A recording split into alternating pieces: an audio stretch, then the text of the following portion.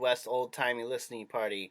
I've been away for a while because, well, the biggest reason is because I haven't had many interviews line up for me that I've wanted to do a show with. So, when they line up, I'll do a show. That's kind of the way it's going right now. And this week, I was particularly inspired because this week we're going to talk about the traditional flute, which is a subject I knew very little about. But when you're talking about upper Midwest music, yes, especially old upper Midwest music, yes, you can talk about the Germans or the Scandinavians or the Eastern Europeans or whatever. But also, you definitely have to bring up indigenous culture because indigenous cultures of the upper Midwest were the ones who were here before us, and truly the old music stems from them. So, and we've covered a little bit, like we had Ryan Kaplan on from Turtle Mountain, who talked about the Turtle Mountain fiddling traditions, which was very interesting. I love that show. But today we're going to go back and we're going to look at the traditional flute. And we're going to have a couple guests tonight. We're going to have Theodore from Wisconsin, who's a flute maker and player. And also, we're going to have Jeff Chapman from right here in the Twin Cities, Minneapolis, Minnesota. And he's also a longtime flute maker. So instead of the, usual donating to me tonight, on the top left-hand side of your screen up there is where I'd like you to donate tonight. And this organization tonight is the nonprofit Dream of Wild Health, which when I used to work at the co-op, the food co-op, we partnered with them a bunch and even had donations set up for them. But what they do, I'll read their vision here.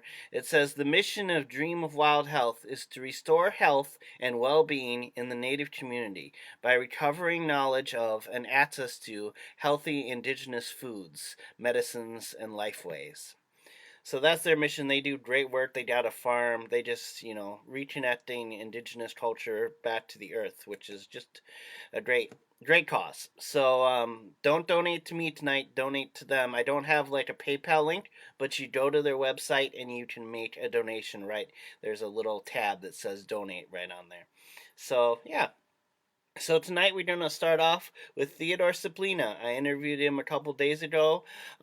He's an interesting cat. He knows a lot about a lot of different kinds of music. But today we're going to buckle down and we're going to talk to him about traditional flute making. So you're not going to hear from me very much tonight. We're just going to get right into the show. Thanks for watching. All right, it's Clawhammer Mike back here with Theodore Theodore Theodore's a great flute maker from Wisconsin, and he plays a bunch of different variety of instruments and then is involved with a variety of different folk scenes and folk instruments. So we thought it'd be good to check in with him specifically about the flute and in general just his thoughts about traditional music. So welcome to the show. Please talk to us about how you got started with traditional music. So my musical life really started with the piano when I was about 7 or so. I was fortunate the place I took music lessons was like a music store with a lot of folk instruments, but they also had what are called Native American flutes, which are kind of a modern version of the traditional instrument.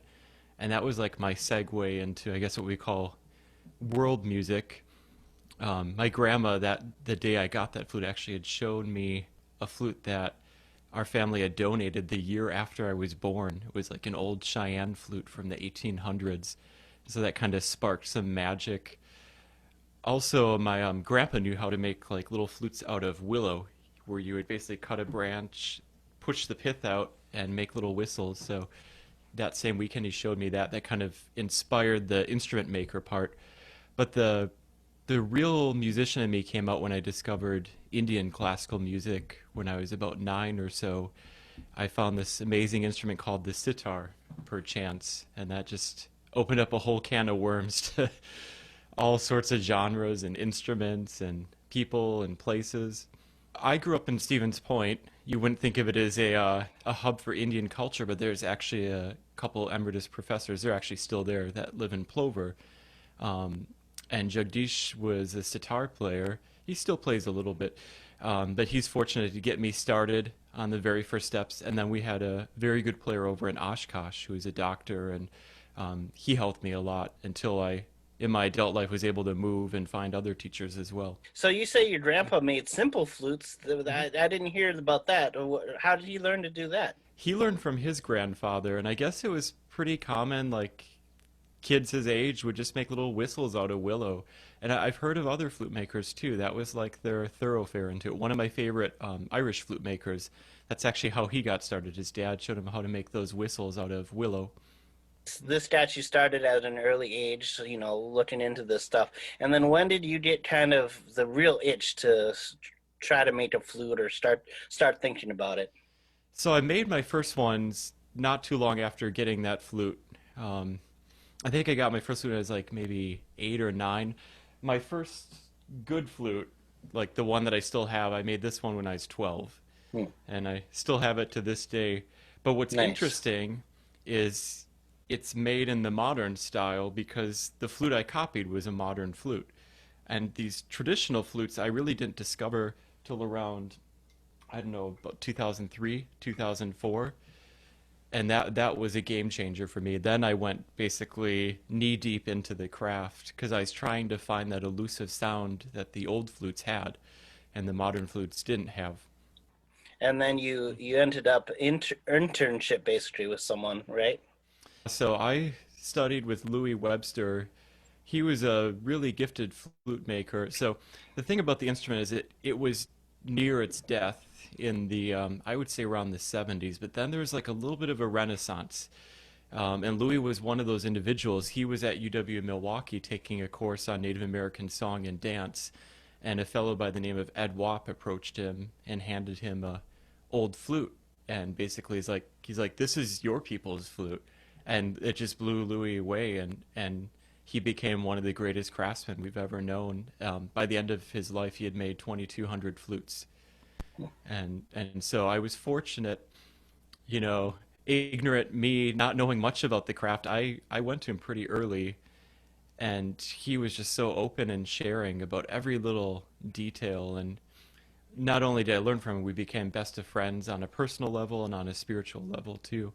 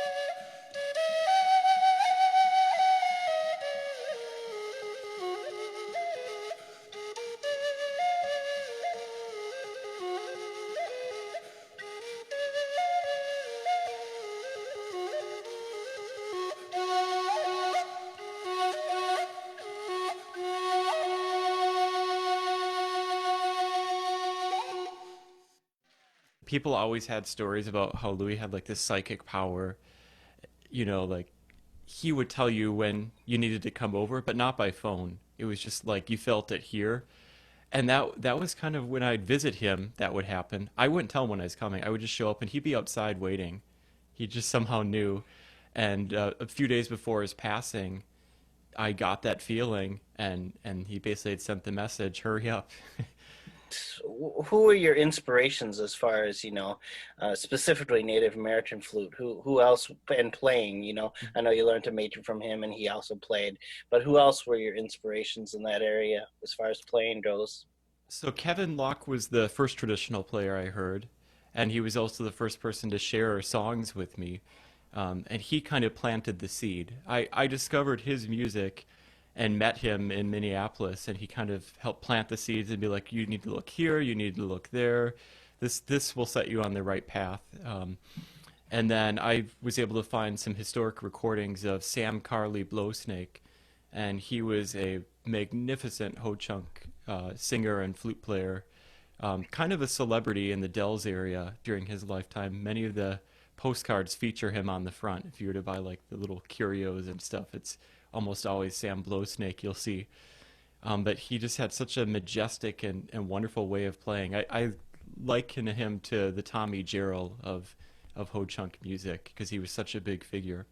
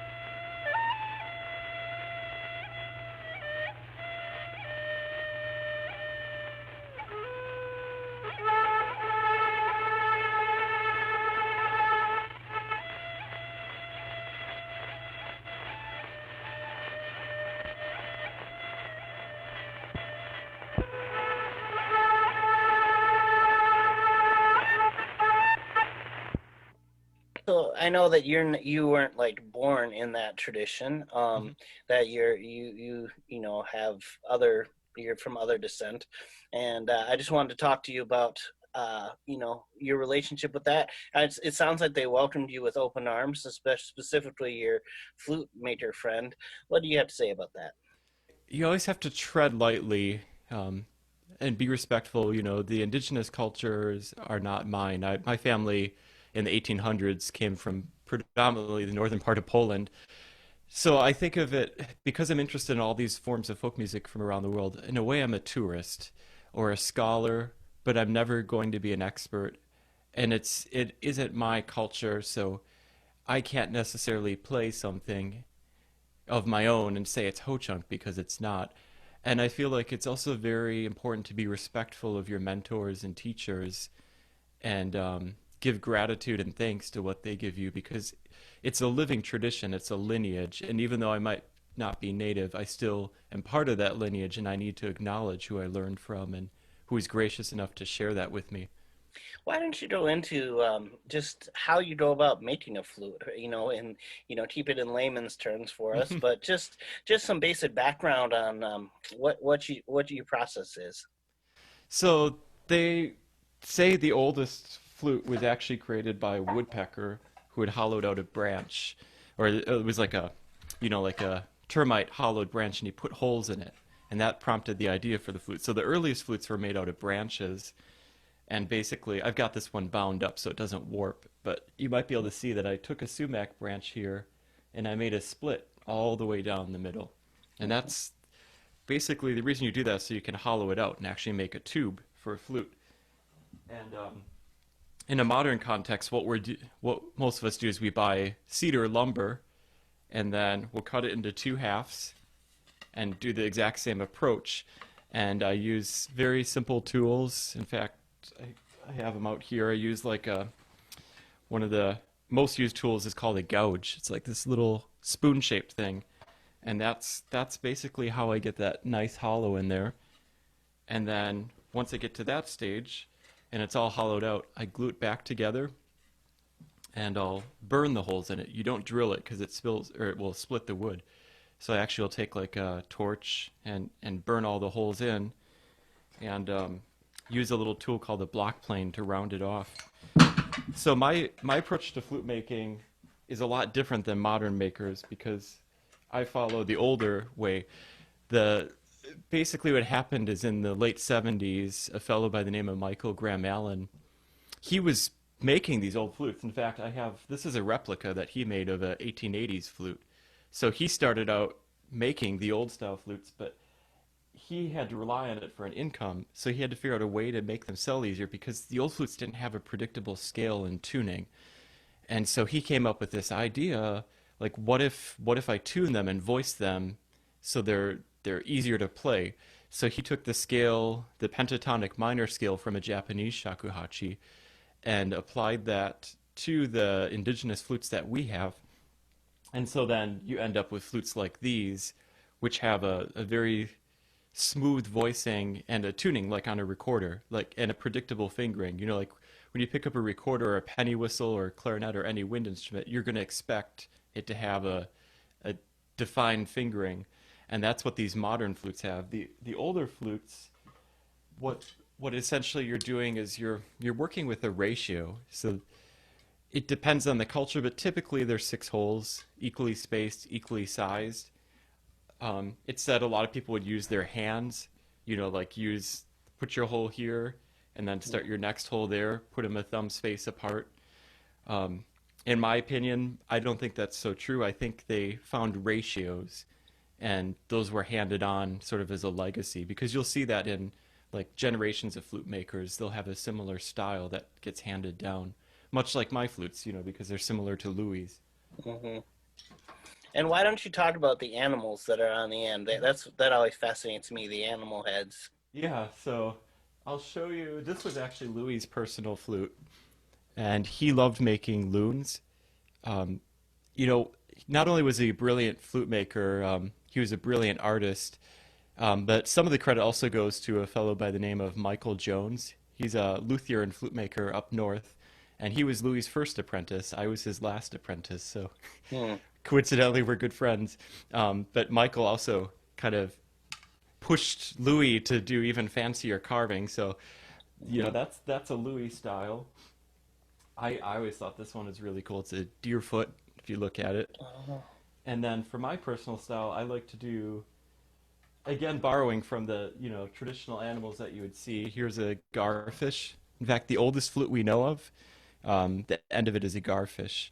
So I made the Cool. teeth out of little pieces of wood, and then my probably my favorite of my recent flutes is an elk with a tongue and antlers and everything. And I do the beadwork and everything too. You know, Oh, it's cool. mainly because I like to have control of every aspect of the process.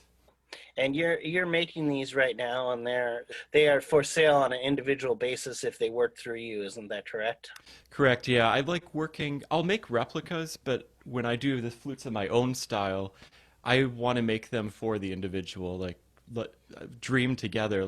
And I don't like to make them all the same. So typically if I do a flute fancy like this, I'll make their own personal pattern for the beadwork. I won't use a previously used pattern. Um, and then I do a lot of historical replicas too, like down here on my knees. I've got So I've been to a lot of museums and I've also collected historical flutes. So all these dowels are actually measurements from flutes, you know, that are over 100 years old. Hmm. And often when I go to museums, I'll take like carbon transfers of the different pieces. Hmm. So I do a lot of replicas too. I'd say I get probably the most interest in that because people want to experience one of those flutes from 100 years ago that frankly aren't accessible now because they're all in museums or private collections. And then you gave us some tracks that we're going to listen to today. Could you talk a little bit about these tracks that we're going to hear? So the first one I provided was it was recorded by Francis Densmore. Francis Densmore is kind of an Alan Lomax of the era.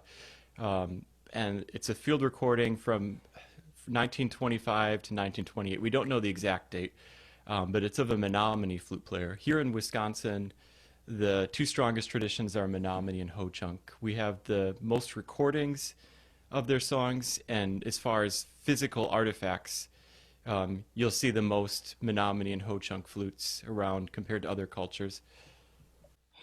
There's the cat. This is my There's the helper. kitty. Yeah, she's always helping me out. So that track is a Menominee player, and it's a really interesting style. If you listen to it, it has the format of the flute songs, but it's also a little bit slower and contemplative.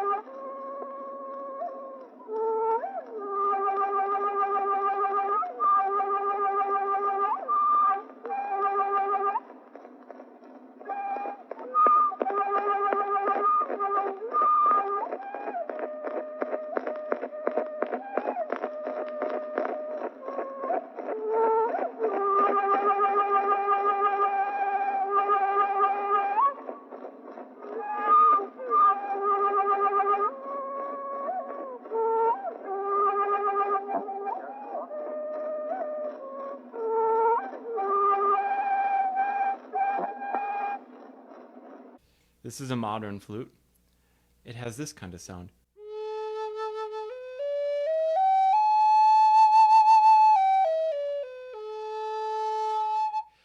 And that's a very delicate voicing, and it's a scale that you won't hear in the flute songs.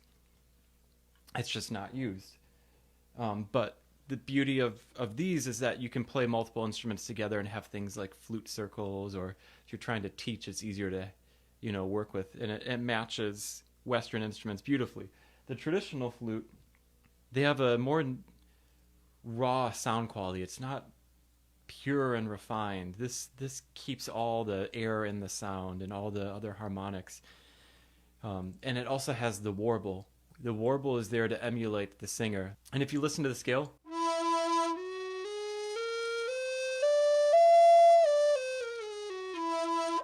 it's not necessarily matching the keys on a piano. But with using your breath and your own personal style, you can get a scale that works beautifully.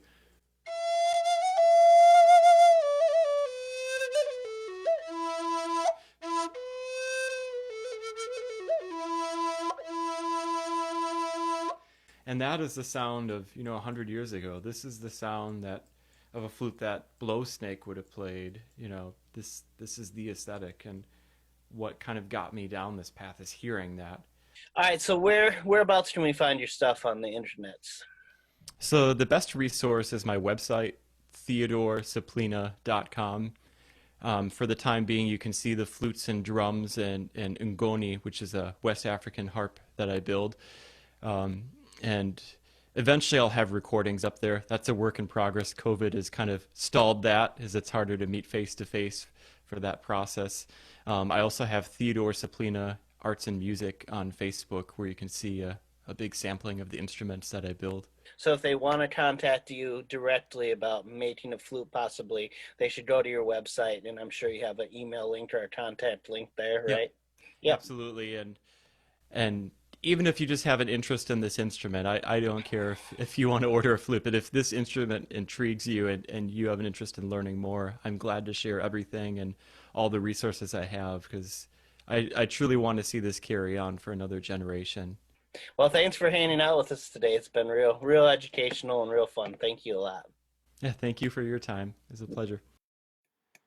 So there we had Theodore from Wisconsin, and he was, he kind of fell into making flutes by, seeking out a good mentor, and that mentor really took to him. And even though he was outside of the culture, the Ho Chunk culture, the mentor really taught him well on how to make flutes. And our next guest also was taught by a mentor, but he is in fact Ojibwe, and we're going to talk to Jeff Chapman here, and he's going to tell us his story.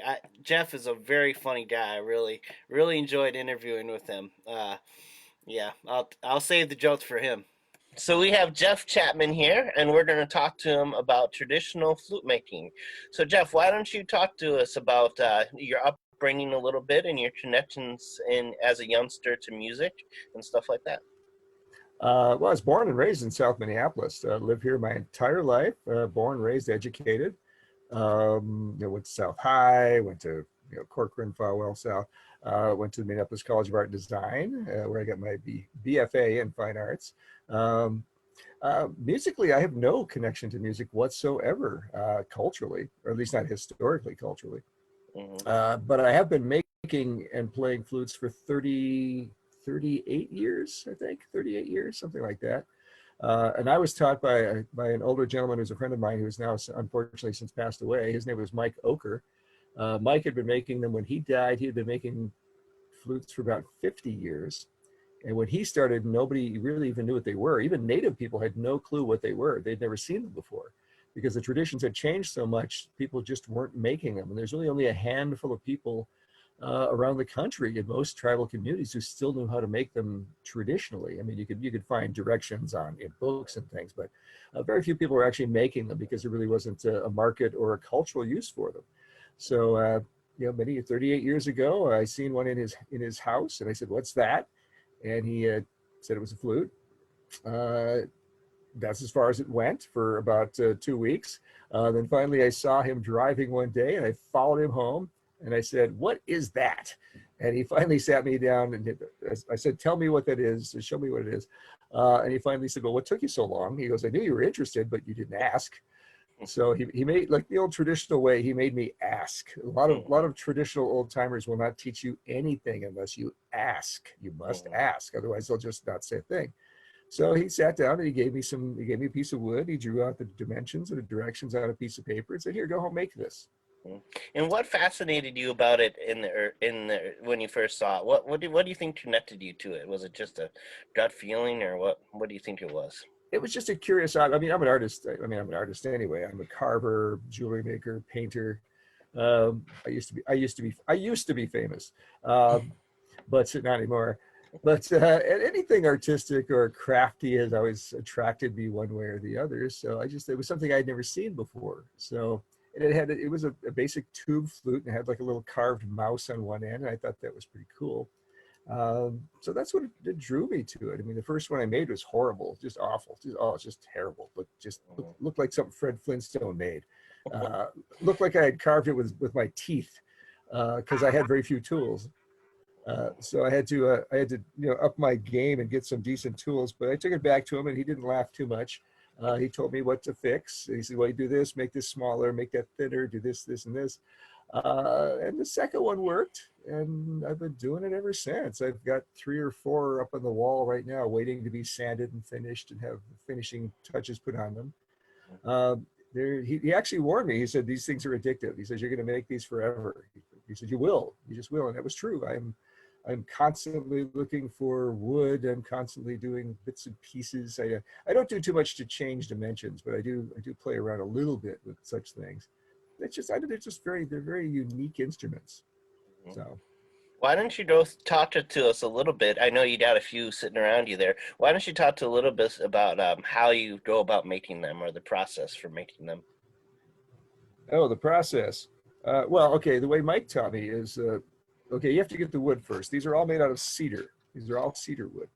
And he said, the first thing you do is you have to go get your materials, and you try to get materials. And I try to make them as traditionally as I can. And Mike said, before he taught me, he goes, you have to promise me 2 things. He said, number 1, you have to try to make them as traditionally as you can, which means no lathes, no routers, no that crap, just make them by hand. Number 2, he said, you have to promise to pass this on to anybody who asks. He said, it doesn't matter who it is. He said, and he said, this is your obligation. He said, I'm passing on to you an obligation. And I said, fine. And I've done that for 38 years, people who have asked, and I've taught many students how to make them. As a college teacher, you get occasional students who are just such things. But he said, what you do is you get up, okay, first thing you do is you get up first thing in the morning, as the sun's coming up, and you head towards the west. He said, you face west and go that way.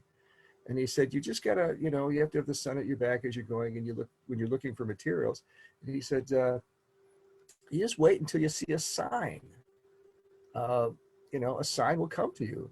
And he says it usually what it says is Menards. And you pull in, you park, and you go in, and you get a cedar fence post, and that's your raw material. It's the easiest to find. It's the easiest material to use, and it was a traditional material to use. Western red cedar used to be available in parts of Minnesota, but they chopped it down a long time ago. So it's mostly from the western states now. But you can also use a native red cedar from Minnesota, the really, really red stuff. I forget what the Latin name is. But it's really dark red, has a really heavy aroma. My one flute here, this is the Minnesota cedar, very, very dark red, very deep. Beautiful. It's hard to find pieces straight enough and clear enough to make the flute out of, but if you do, they work great. So yeah, it's basically just a matter of chopping it down. Cedar's a nice, clear, straight material. When you find it that way, it's easy to split down. So that's what I do. I split them into pieces. I've got all sorts of weird little tools. The best tool I found was this little tiny Gerber hatchet. It's like a baby hatchet, but it's got a nice wedge shape to it. And you can split things really easy. And cedar will split nice and clean. You can also use a sumac. That makes a good flute if you can find it straight enough. It's a bit hard, and you have to do some special stuff to kind of make it work. All the traditional ones were split in half because there was no way of boring them out. You had to split them into 2 pieces and glue them back together. I used to tell people that they were made by, you take termites and put them on the end and they'll go down straight.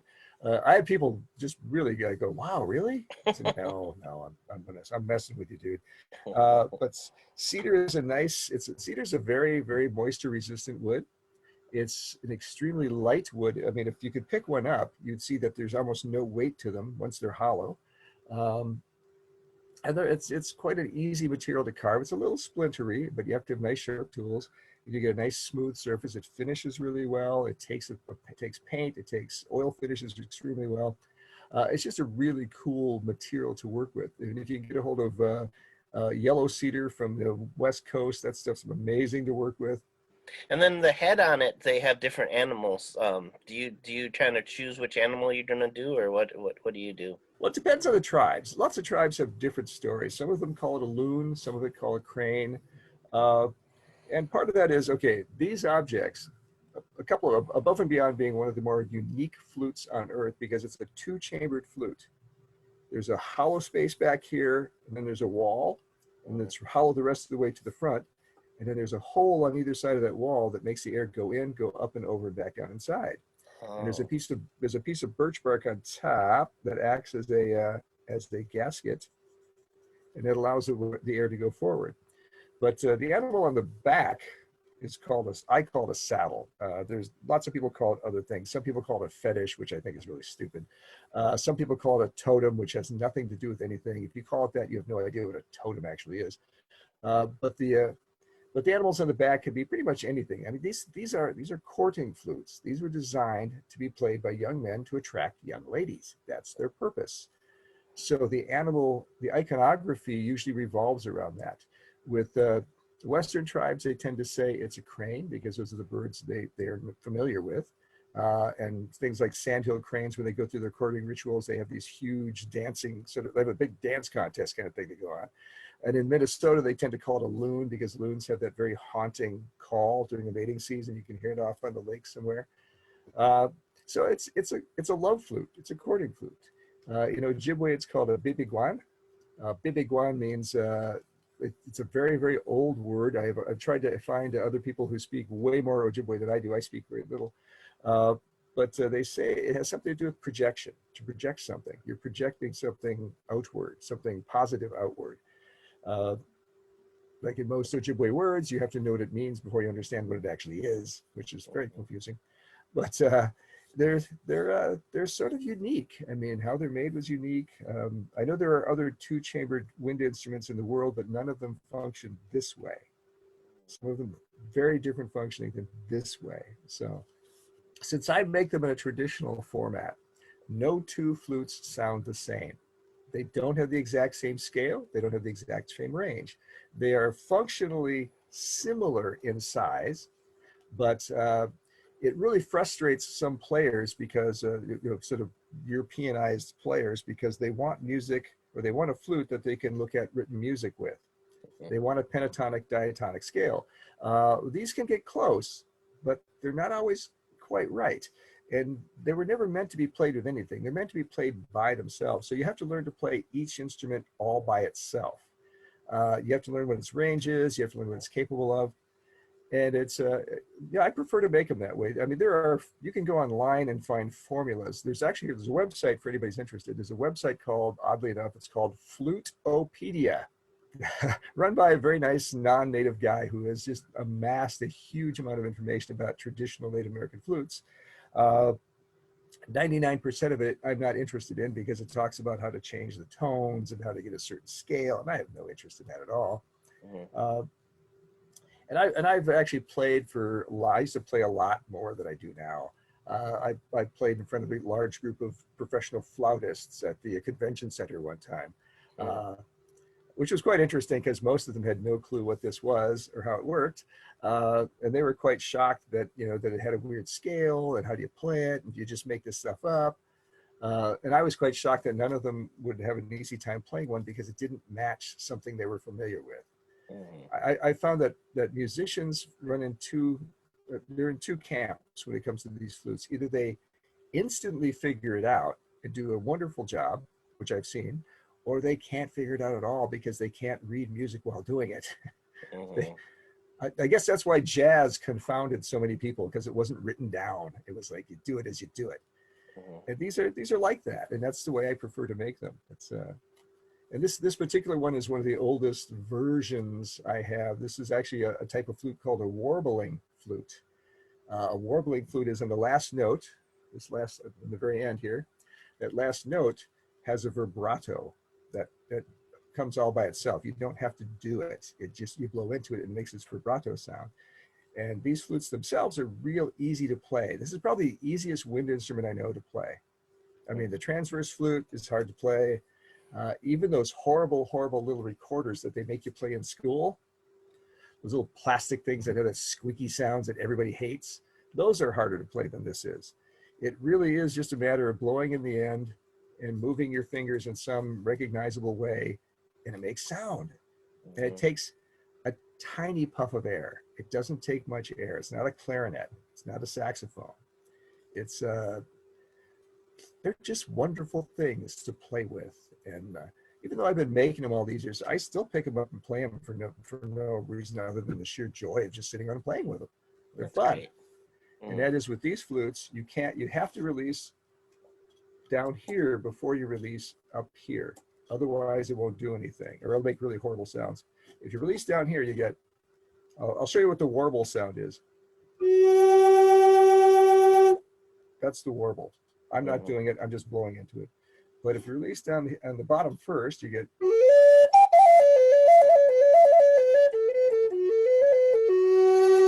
if you release up here first, you get, does horrible things. And that's just, I mean, there's a lot of musical physics about, if you go to Flutopedia, they'll explain why that happens, but I don't really care. I don't care. I know how it works. I make them, they function, I enjoy them, and that's where all my concern goes.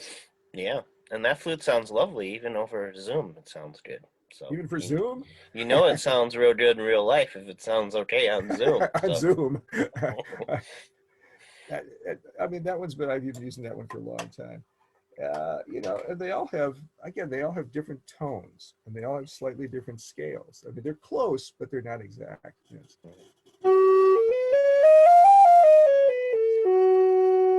This is not a warbling flute.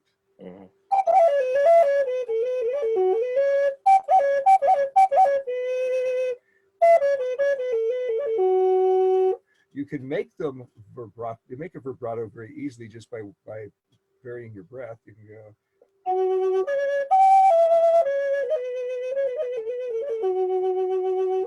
Oh yeah. It takes no effort at all. They're so easy to play. That sounds so lovely.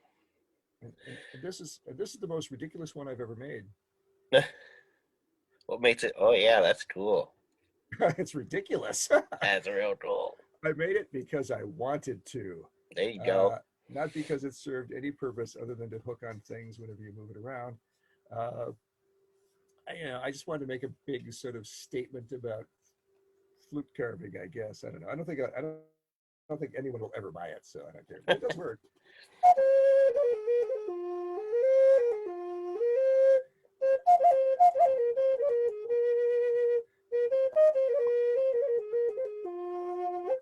So yeah, it works. So how many people do you think you've taught to make flutes then? You were talking earlier about, you know, that was your teacher's, you know, sticking point was that, oh, you know, if I teach you, I want you to teach anybody who wants to learn. So how many people do you think have actually learned? It's an obligation. It was. I can't even tell you. I've been teaching college level courses for about 30 years. And from the beginning, I taught at the University of Minnesota part-time American Indian Art History course for just about 20 years. And I taught there full-time doing general arts courses and the Native arts courses. Then I was also teaching at what used to be the Minneapolis Community College, but is now Minneapolis College, where I came back home somehow for some reason. Gosh, dozens and dozens and dozens of people. How many are still making them? I don't know. I used to give people an option for my class, and I can't do it now currently yet, to either to write something or to create something that was native. And one of the things they had a choice of making was a flute if they wanted to give it a try. So many people tried, and I had a pretty good success rate with the students. A lot of them did successfully produce a flute that made sound. If anybody wants to contact you about possibly purchasing a flute, do you still sell them? Do you have a contact that you want to Oh share? yes. Okay. What is your contact? Uh, well, you can get a hold of me via email, Okay. which is basically, quite frankly, just jflutemaker@aol.com, all lowercase. Yeah, I do make and sell them. I don't mass produce. Generally I make them for people who want a specific thing. They want a particular animal on the back or a particular animal on the front or whatever. I don't make them to a particular range. It is what it is once it's done. Mm-hmm. But yeah, so and if you don't have a lot of money and you're looking for a girlfriend, this is way cheaper. I mean, guaranteed. College worked like a dream in college. So I made one for my wife, my wife I've been married to for 28, 29 years. So There you go. must have worked. Congratulations. It must have worked. So, okay. Thank you, Jeff, for hanging out with us today. It's been a real pleasure to get to know you a little bit. Oh, my pleasure. Anytime, man. Just swoop in. All right, so that was Jeff Chapman. He was very, very funny, very just straightforward guy. He's made him for decades and decades, and then the person who he learned from made him for decades and decades. So this tradition goes back a long way. Thanks for watching the show tonight. I know it was more wordy than most and less poker-y than most, but I'm glad you guys watched, and I think it's important to, especially when we're dealing with a kind of a new subject to us all, to kind of dive deep into it. I know that TV and radio lights 3-minute spots, but we wanted to get into it tonight and really go in depth into it. So thank you all for watching. Remember that if you want to donate, go directly to dreamofwildhealth.org, and that's who we're donating to tonight. Don't donate to me, donate to them, and they help Native Americans get back in touch with indigenous plants and food. So definitely a worthwhile cause. Thanks for watching. Don't know when I'll be back, but I'll be back sometime when I got another great interview lined up. See y'all later. Bye bye.